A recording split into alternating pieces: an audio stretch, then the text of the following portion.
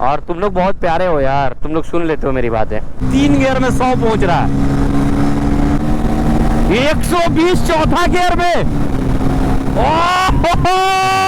5वां गियर ही last gear है ना। ये मेरी बात सुनती है ना मेरी गर्लफ्रेंड मेरी बात सुनती है। पल्सर N250 भाई, रेड और ब्लैक में क्या क्लासिक कलर लग रहा है। फर्स्ट ऑफ ऑल इसमें पावरफुल इंजन मिलता है, लगभग 24.1 bhp, 21.5 न्यूटन मीटर टॉर्क। और भाई ये 250 सीसी का ये बाइक ना, मतलब लोग बोलते हैं कि 150 के पार चलता है। आज मैं टेस्ट करने वाला हूँ।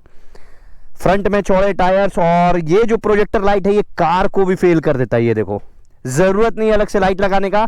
यहाँ पे देखोगे डुअल चैनल ABS का सेटअप है। इस जगह पे रोटो पैडल डिस्क है जो ग्रिमिका के कैलिपर्स के साथ आता है।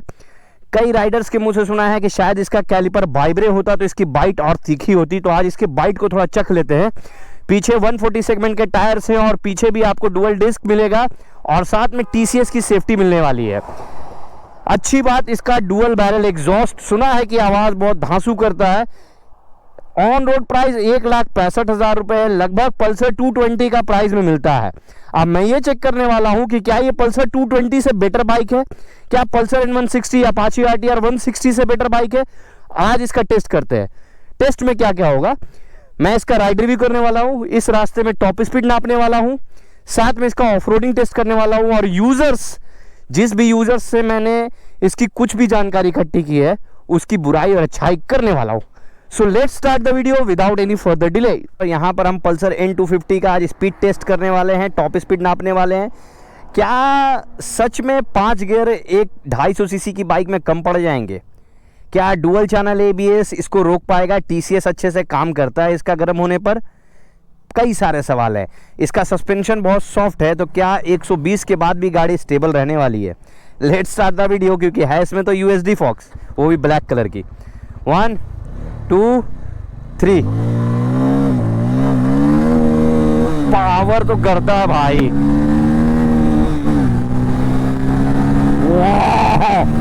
मजा आ रहा है कसम से भाई।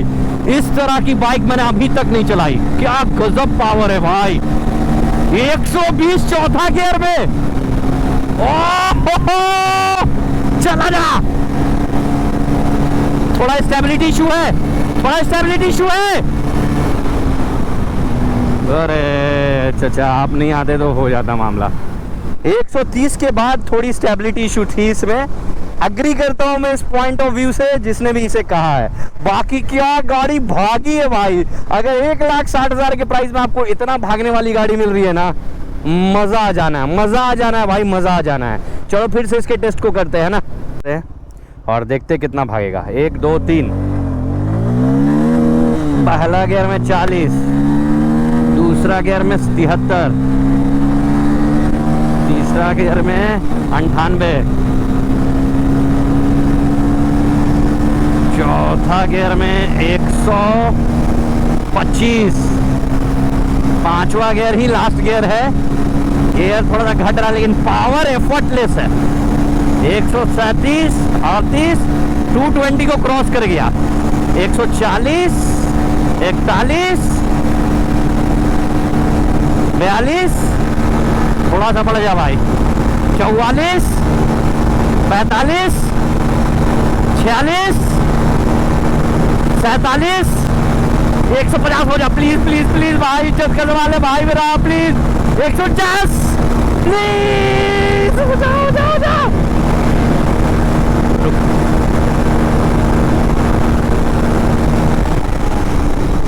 149 रह गया भाई। ना ये मेरी बात सुनती है ना मेरी गर्लफ्रेंड मेरी बात सुनती है, कैसे ना दिल टूटेगा। लेकिन एक बात बताऊं, अगर इसमें 6th गियर रहता ना 160-65 तक जाती है भाई। गजब भाई, 150 मान लो इसको। अगर थोड़ा विंड का फ्लो हल्का कम रहता ना भाई, 155 आराम से भगा देता मैं। क्या एफर्टलेस बाइक है भाई, क्या पावर स्मूथिंग है। चलो अब फटाफट डिटेल में इसका बात करते हैं हम लोग। और बात क्या क्या करने वाला हूँ, सबसे पहले बात करूंगा इसके पॉजिटिव्स का। ऑसम इंजन रिफाइनमेंट बोल लो। इंजन का माइलेज जो दिखा रहा है, टॉप स्पीड नाप रहा हूँ 30 का माइलेज बता रहा है, यानी ये 37-38 का माइलेज आपको दे देगा। पहला पॉइंट हो गया। दूसरा पॉइंट, इसका इंजन बहुत रिफाइन है। क्लच बहुत ही स्मूथ क्लच है, बहुत ही प्यारा क्लच है, ठीक है। क्लच बहुत ही स्मूथ है इसका, जैसे मक्खन की तरह चेंज हो रहा है, क्योंकि इसमें असिस्टेंट स्लीपर क्लच है। तीसरा बात, ब्रेकिंग बहुत सॉलिड है, अपने सेगमेंट में बढ़िया है इसका ब्रेकिंग है। 1,65,000 के ऑन रोड प्राइस पे अगर आपको ये ब्रेकिंग मिल रही है तो लाजवाब है, ठीक है। ब्रेकिंग ज़बरदस्त हो गया।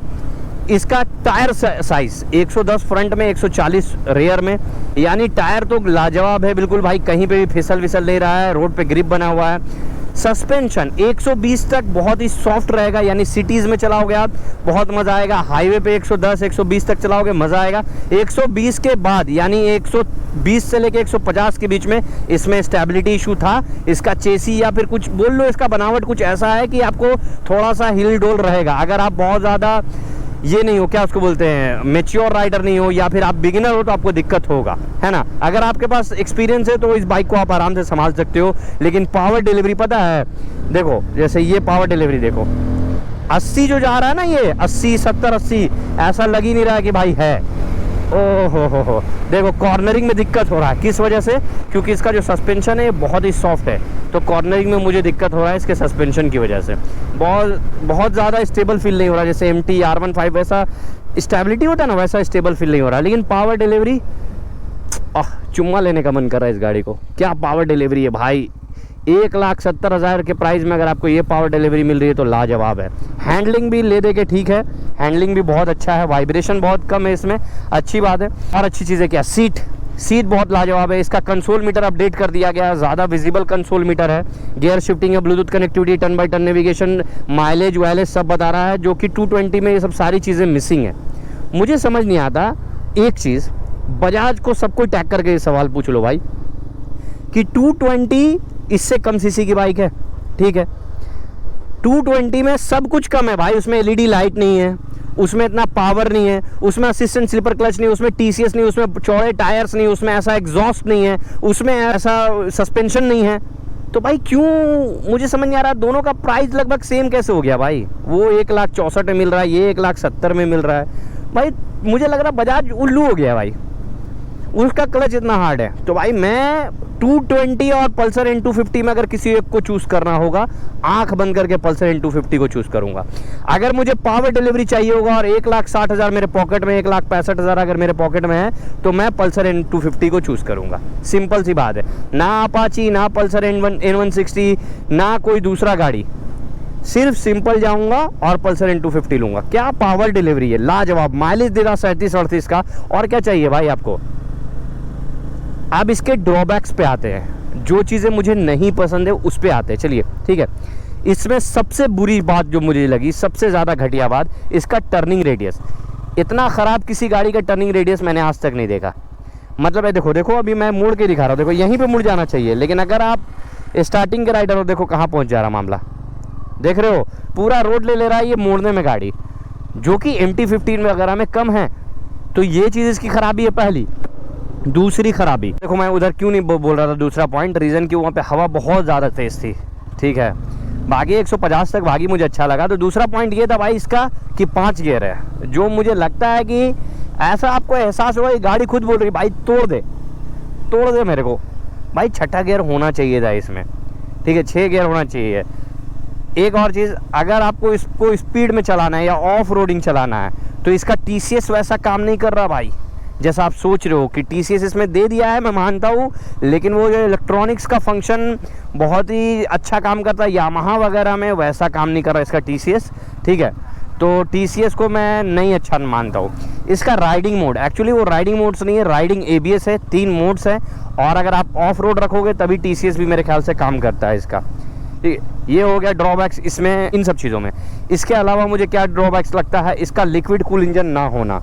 भाई मुझे एकदम घटिया बात लगी है कि आप एक 250 सीसी का बाइक दे रहे हो, उसमें 5 गियर दे रहे हो, लिक्विड कूल इंजन नहीं दे रहे हो, क्या मतलब बनता है यार इन सब चीज़ों का, ठीक है। लेकिन देखो यहाँ पे जो सस्पेंशन है ना, बहुत बढ़िया है। मतलब अगर शहर में चला रहे तो मज़ा ही मज़ा आता है। मतलब हर चीज़ आपको नहीं मिल सकती इस प्राइस रेंज में, यही कहने का मेरा मतलब है, सिंपल सा बात।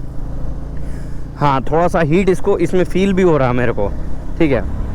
हैंडलिंग इसका कमाल का है, अच्छा है हैंडलिंग, और ट्रैफिक वगैरह से आप आराम से निकल सकते हो। इसका जो सबसे अच्छा मुझे लगता है ना कि MT R15 इन सब बाइकों से ज़्यादा अच्छा इसका लो एंड टॉर्क है, तो वो चलाने में मज़ा आ रहा है। इसका एग्जॉस्ट नोट जब मेरे नस में घुल रहा है ना, ओ भाई क्या मज़ा आ रहा है भाई। सुन के ऐसा लग रहा है जैसे कोई पावरफुल बड़ी मशीन चला रहा हूँ मैं, जैसे कि 400 सीसी 500 सीसी की बाइक चला रहा हूँ। तो अगर आप ड्रीम मतलब एक मिडिल क्लास से आ रहे हो और आपको भाई एक ऐसी बाइक चाहिए जिसमें पावर खसम खस हो, तो आप इसको ले सकते हो कम बजट में। अब ऑफ रोडिंग का थोड़ा टेस्टिंग कर लेते हैं। ठीक है भाई, ठीक है, एकदम सॉफ्ट है सस्पेंशन, सच बताओ एकदम सॉफ्ट सस्पेंशन है। MT-R15 और अपना NS से भी ज़्यादा अच्छा हमको सस्पेंशन इसका लगा। स्टेबल भी है गाड़ी, इतना स्पीड में तो स्टेबल दिख रहा है। क्या लाजवाब। और मैं किधर जा रहा हूँ एक्चुअली मुझे पता नहीं, मैं जस्ट वीडियो बना रहा हूँ और चलते जा रहा हूँ। यहाँ पे मुंडन वगैरह हो रहा, कहीं मेरा मुंडन ना कर दे, इससे पहले निकल जाओ यहाँ से।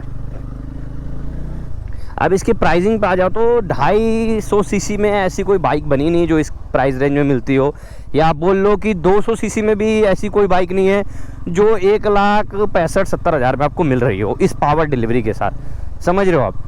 तो ये कमाल की बात है। और एक और चीज़ पता है, इसमें वाइब्रेशन बहुत ही लेस है, बहुत कम वाइब्रेशन है। इतना ऑफ रोडिंग कर रहा हूँ मैं आपके लिए सिर्फ, और मैं आपको बताने के लिए कि ये गाड़ी कैसी परफॉर्मेंस दे रही। मुझे तो बहुत ही मस्त लगा भाई ये बाइक। अब मैं किधर जा रहा हूँ, आई रियली डोंट नो किस तरफ, ये किस तरफ देख रहे हो कैसे कैसे गड्ढे में चला रहा हूँ। ग्राउंड क्लियरेंस भी हालांकि मेरे ख्याल से 165 होगा मेरे ख्याल से इसका, लेकिन कहीं भी टच नहीं हो रहा है। कभी कभी कोई चीज़ ना ज़िंदगी में याद रखना, कभी कभी कोई चीज़ ना आपको लिखी हुई कुछ और मिलेगी और प्रैक्टिकल कुछ और मिलता है। सच बता रहा हूँ मैं। जैसे ही इसका ग्राउंड क्लियरेंस हो गया भाई, कितने गड्ढे से निकाल लिया मैंने भैया। तो भाई रास्ता खो गया था, मैं अपने ही शहर में रास्ता खो गया हूँ। सोचो क्या गजब की बात है। मैं तो शहर में खोता हूँ, लोग अपने अंदर ही खो जाते हैं। तो ऑल ओवर ये बाइक का रिव्यू कुछ इस तरह मुझे लगा। ड्रॉबैक्स बता दिए मैंने, अच्छी चीज़ें, पॉजिटिव चीज़ें, नेगेटिव चीज़ें बता दी। एक मुझे चीज़ जो पर्सनली लगता है कि इसमें वो बात है बजाज वाली, जैसे आप नहीं सोचते हो कि बजाज पल्सर, तो वो जो बजाज पल्सर N250 बोलोगे ना आप, वो चीज़ इस पर सूट करता है। क्या पंच है इसके अंदर, क्या पंच है, भागने का कैपेसिटी बहुत अच्छा है। बस वही है NS400 वाला मामला हो गया। शुरू में NS400 ने क्या नहीं किया गड़बड़ी, अच्छे ब्रेकिंग नहीं दिए, अच्छे टायर्स नहीं दिए। अब इसको वही अपडेट करना होगा, एक अच्छा ब्रेक लगाना होगा, कैलिपर जो बाइट दे, मतलब ऐसे भक भक रुके। देखो इसमें वो बाइट नहीं है, वो बाइट मिसिंग है। इसके अलावा इसके टायर्स 140 सेगमेंट के रियर टायर्स है, तो भाई उसको कम से कम नहीं भी तो रेडियल होना चाहिए था। इसमें स्ट्रांगली अग्री। बेंच रास्ता इधर से तो है ही नहीं भाई, इधर से जाऊँ क्या भाई? मैंने कोई एडवेंचर टूरिंग बाइक नहीं लिया है जो इतना एडवेंचर करवा रहे हो मुझे। मेरे पास स्पोर्ट्स सेगमेंट की बाइक है और इसको डालूंगा मैं रेन मोड में, देखूंगा कैसी चलती है बारिश में। अगर बारिश हो गई तो ओ यहाँ निकला हूँ मैं एक फ़िलॉसफी भी अपना झाड़ ही देता हूँ यार तुम लोगों के सामने। मुझे पता है मैं किसी के सामने इतना फ़िलॉसफी झाड़ नहीं पाता हूँ एक्चुअली, और तुम लोग बहुत प्यारे हो यार, तुम लोग सुन लेते हो मेरी बातें। तो चलो स्टार्ट करते हैं। जैसे लोग बोलते हैं ना, धर्म की किताब में लिखा हुआ है, धर्म ग्रंथ में, कि मरने के बाद हिसाब होगा और मरने के बाद तुमको 1000 साल तक कोड़ा लगेगा, 5 करोड़ बार तुमको तेल में तला जाएगा और अनंत काल के लिए तुमको सज़ा दी जाएगी। मुझे ये नहीं समझ में आता कि जब ये सब बोला जाता है और ये भी बोला जाता है कि अपने गुनाहों का तुमको खुद सज़ा मिलेगा और तुम जो हो किसी को पहचानोगे नहीं, एक दूसरे को हम लोग नहीं पहचानेंगे, हम लोग अपनी सज़ा खुद को काटेंगे, ठीक है? तो फ़र्क क्या पड़ता है फिर? नहीं समझ में आ रहा क्यों देना सज़ा जब वहाँ कोई किसी को पहचानेगा नहीं। इससे सीख क्या मिलेगी? नहीं समझ रहे? जैसे मान लीजिए मुझे सज़ा मिल रही है, ठीक है, और देखो ये हिंदू धर्म में है कि पुनर्जन्म होगा, लेकिन मान लेते हैं हम लोगों में पुनर्जन्म नहीं है, ठीक है, मेरे में एक ही जन्म है और एक जन्म के बाद मरेंगे और अनंत काल के तक के लिए यानी बहुत सालों के लिए हमको सज़ा मिलेगी। इससे मुझे क्या फ़र्क पड़ेगा? मुझे समझ नहीं आता। वहाँ तो सब मर चुके होंगे, वहाँ कोई किसी को पहचानेगा नहीं, तो मुझे सज़ा दे के फ़ायदा क्या है, पहला बात। और अगर मान लीजिए तुम मुझे एक ही सज़ा बार बार दोगे तो मुझे तो आदत हो जाएगी, बहन जो दो आज कितनी सज़ा दे पा रहे हो दे दो, कोई फ़र्क नहीं पड़ेगा, उसका फ़र्क पड़ना बंद हो जाएगा। मान लीजिए कि कोई आदमी है जो मेरे को डेली सुई घुसाएगा, क्या फ़र्क पड़ेगा फिर मुझे एक दिन के बाद। मतलब इतना डराओ मत कि कोई डरना ही भूल जाए तुमसे। तो मेरा कंसेप्ट यही है कि मुझे समझ नहीं आता, इस सवाल का कोई जवाब दे दे मुझे कि जब अगर मान लीजिए मरने के बाद मुझे गुनाहों का इतना सज़ा भुगतना है तो उसके बाद फ़र्क किसको पड़ रहा है? मुझे तो कोई फ़र्क नहीं पड़ेगा भाई, मुझे ना कोई पहचानता है, मुझे सज़ा देते रहो, मैं एक जगह पे रहूँगा, ना कोई देख रहा है मुझे, सज़ा दो वापस निकलूँगा, इससे फ़र्क क्या पड़ा? किसको मज़ा आ रहा है इस सज़ा से, ये बताओ, किसको अच्छा लगेगा मुझे सज़ा में देख के? या कौन चाहता है कि मैं सज़ा भोगूं? और किस लिए सज़ा भोगूं जब सब चीज़ ईश्वर की मर्ज़ी से हो रहा है? तो कहा जाता है कि एक पत्ती भी ईश्वर की मर्ज़ी से हो रहा है। ये नास्तिक वाला सवाल है, लेकिन बहुत ही अजीब सवाल है, मतलब मेरे दिमाग में घूमता है। लेट्स देखते हैं कि कौन दे पाता है। और उससे जटिल सवालों का जवाब मैं दे चुका हूँ जो कि बाइक से रिलेटेड है। मैं बोलूँगा पल्सर N250 अगर आपको पावर के लिए चाहिए, ठीक है, ग्रिंटिंग के लिए चाहिए और इलेक्ट्रॉनिक सारा भरा हुआ है तो आप ले लो आराम से। 1,60,65,000 के बजट में इससे अच्छी गाड़ी नहीं मिलेगी, ठीक है। और अगर बजट थोड़ा ज़्यादा है तो MT की तरफ जा सकते हो। Thank you so much, let's discontinue the video और आप बताना वीडियो कैसा लगा।